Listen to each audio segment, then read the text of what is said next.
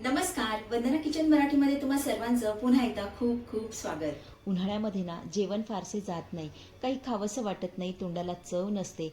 म्हणून म्हटलं चला आज तुमच्यासोबत एक मस्त असा चटपटीत पदार्थ शेअर करावा. तर आजचा आपला हा पदार्थ ना राजस्थानमध्ये लग्नाच्या पंक्तीत वाढला जाणारा एक मस्त असा चटपटीत पदार्थ आहे. हा तुम्ही चपातीला लावून खाऊ शकता, ब्रेडला लावून खाऊ शकता किंवा साध्या वरण भातासोबत खाल्ला तरीसुद्धा खूप छान लागतो. काचेच्या बरणीत भरून फ्रीजमध्ये ठेवल्यास 10 ते 15 दिवस छान असा टिकतो, अजिबात खराब होत नाही. रेसिपी अतिशय सुंदर आहे, त्यामुळे व्हिडिओ कुठेही स्किप न करता अगदी शेवटपर्यंत बघत राहा. चला तर मग वेळ न घालवता आपण लगेच रेसिपीला सुरुवात करूया. तर सर्वात अगोदर आपल्याला एक सुक्का मसाला तयार करायचा आहे. त्यासाठी गॅसवरती मी पॅन ठेवलेला आहे. आता यामध्ये घालूया 1 चमचा धने, त्यानंतर अर्धा चमचा यामध्ये आपण जिरे घालूया, 4 ते 5 लवंगा घालायच्या, 10 ते 12 काळी मिरी, त्यानंतर 1 इंच दालचिनीचे असे मी तुकडे करून घेतलेले आहेत यामध्ये घालूया आणि 3 वेलच्या घालायच्या. आता हे सगळे मसाले आपल्याला मीडियम फ्लेमवरती 1 ते 2 मिनिटं चांगले भाजून घ्यायचे.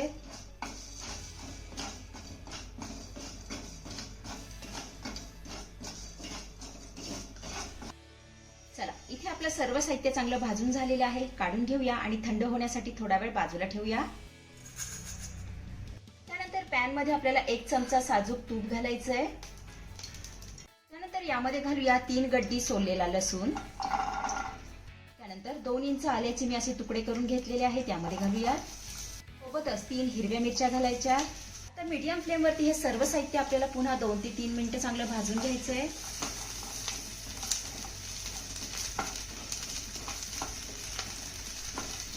तर इथे बघा आपलं लसूण, मिरची आणि आलं छान असं भाजून झालेलं आहे. गॅस बंद करूया आणि हे देखील सर्व साहित्य आपण थंड करून घेऊया. तर आपण अगोदर भाजलेलं हे सर्व साहित्य थंड झालेलं आहे. याची ना आपण पावडर करून घेऊया. त्यासाठी मिक्सरच्या भांड्यामध्ये काढून घेते. तर इथे तुम्ही बघू शकता आपलं सर्व साहित्य छान असं फिरून झालेलं आहे. तर आपला हा मसाला बनून तयार आहे. काढून घेऊया. आता याच मिक्सरच्या भांड्यामध्ये आपल्याला थंड झालेलं लसूण, मिरची आणि आलं घालायचंय.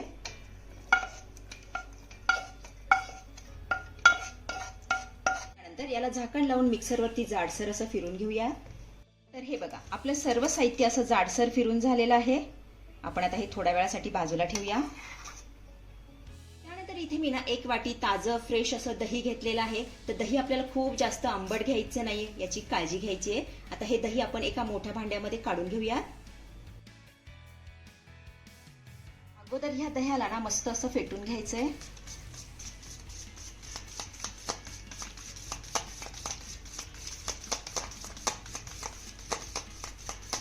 तर इथे तुम्ही बघू शकता दही मी छान असं फेटून घेतलेलं आहे. हे बघा आता तयार केलेले मसाले आपल्याला यामध्ये घालायचे.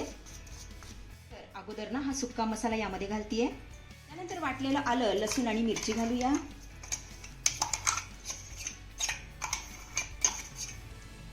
आता यात घालायचंय चवीपुरतं मीठ.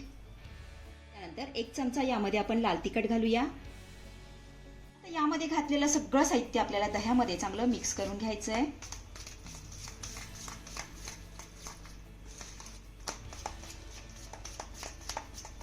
इथे मी ना सगळे मसाले दह्यामध्ये छान असे एकजीव करून घेतलेले आहेत. हे बघा तर आपला हा दही मसाला बनून तयार झालेला आहे.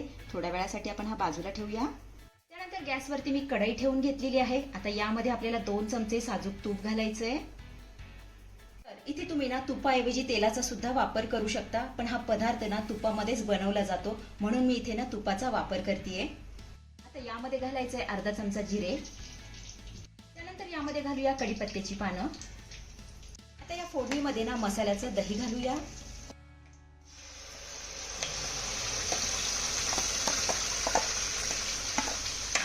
आता गॅसची फ्लेम ना आपल्याला हाय करायची आहे आणि हाय फ्लेमवरती हे दही ना आपल्याला 2 मिनिटं चांगलं परतून घ्यायचंय. म्हणजे आपलं हे दही ना फोडणीमध्ये फुटणार नाही. त्यामुळे हाय फ्लेमवरती त्याला 2 मिनिटं चांगलं परतून घेऊया.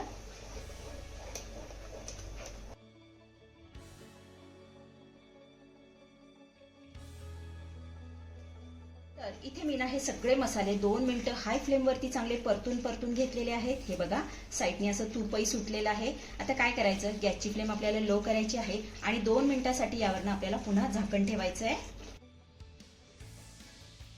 2 मिनिटानंतर यावरचं झाकण काढूया. एकदा याला तळापासून हलवून घ्यायचं आहे.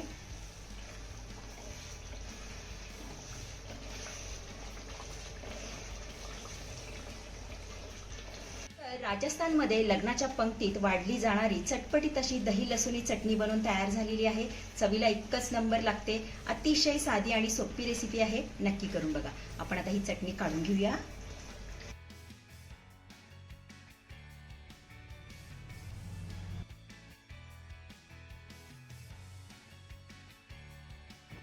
तर मंडळी, कशी वाटली आजची रेसिपी? आवडली आहे का तुम्हाला?